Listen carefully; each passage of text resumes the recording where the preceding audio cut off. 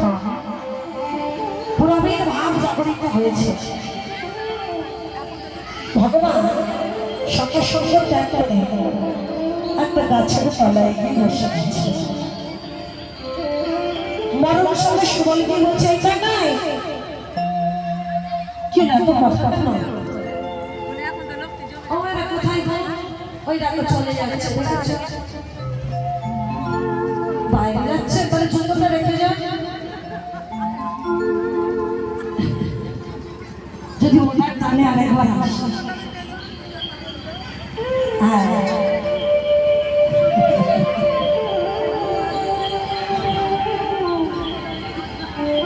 সুবল বলছে এই জায়গায় কি রে খেলবি না? বলে না। এই কেন রে? খেলা ভালো লাগছে না। এই কেন ভালো লাগছে না? জানিস সুবল, আজ আমার একটা পূর্ব প্রতিশ্রুতির কথা মনে পড়েছে। প্রতিশ্রুতি? কি প্রতিশ্রুতি? আপনি যে যমুনাকে কথা দিয়েছিলাম, যমুনাকে কি কথা, কবে কথা দিয়েছিলিস? জানিস সুবল, আমি যখন জগৎ মাঝে আবির্ভূত হয়েছিলাম, আমার পিতা বসুদেব আমাকে মাথায় নিয়ে যমুনা পারাপার হচ্ছে, আর যমুনা আমাকে ছিনিয়ে নিয়েছিল বাবার কাছ থেকে, কিছুতেই ছাড়তে চাইছিল না। বারবার বলেছিলাম, যমুনা আমাকে তুমি ছেড়ে দাও, আমি তোমার কাছে আবার আসবো।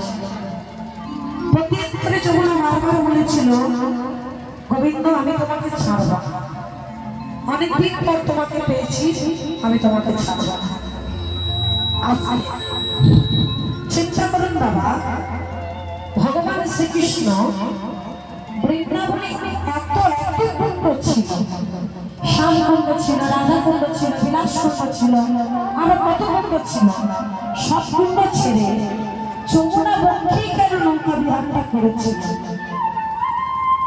কেন জানেন? কারণ এই যমুনার সাথে গোবিন্দের পূর্ব থেকেই যোগাযোগ রয়েছে। তাহলে আমাদেরকে জানতে হবে যমুনাটা সত্য থেকে দাপর করি। এই যে 7টি যুগ, এই যুগারম্ভের পূর্বে ছিল গোলক বৃন্দাবন। এই গোলক বৃন্দাবনে তাই তাই ছিল, আসতে কথা নয়, গোলক বৃন্দাবনে তাই তাই ছিল যা যা ছিল বৃন্দাবনে রাবণ জড়িত। আর তবে রাধাকৃষ্ণ, অষ্টসখী, সকারা, বেণুবৎসরা যা যা ছিল বৃন্দাবনে, একেবারে তাই তাই ছিল গোলক বৃন্দাবনে। তোমার সবাই ছাড়াও আরো একজনই ছিল যাকে গোবিন্দ খুব ভালোবাসত, তার নাম ছিল বিরজা। একদিন গোবিন্দের মনে বাসনা জেগেছিল যে আমি বিরজার কুঞ্জে যাব। একথা মনে করে শ্রীরাম দাদাকে সাথে নিয়ে বিরজার কুঞ্জের সামনে উপস্থিত। শ্রীরাম দাদাকে বললো, শ্রীরাম দাদা তুমি একটু পাহারা দাও, আমি বিরজার কুঞ্জে গেলাম। মনে রেখো, আমার অনুমতি ছাড়া তুমি কিন্তু কাউকে বিরজার কুঞ্জে প্রবেশ করতে দেবে না। কথা মতো গোবিন্দ গেল বিরজার কুঞ্জে। এদিকে শ্রীরাম আমার দরজার সামনে পাহারা দিতে বলেছে, তো তাই মস্ত বড় একটা লাঠি নিয়ে দরজার সামনে থেকে যাচ্ছে, আসছে, আবার যাচ্ছি, আবার আসছে।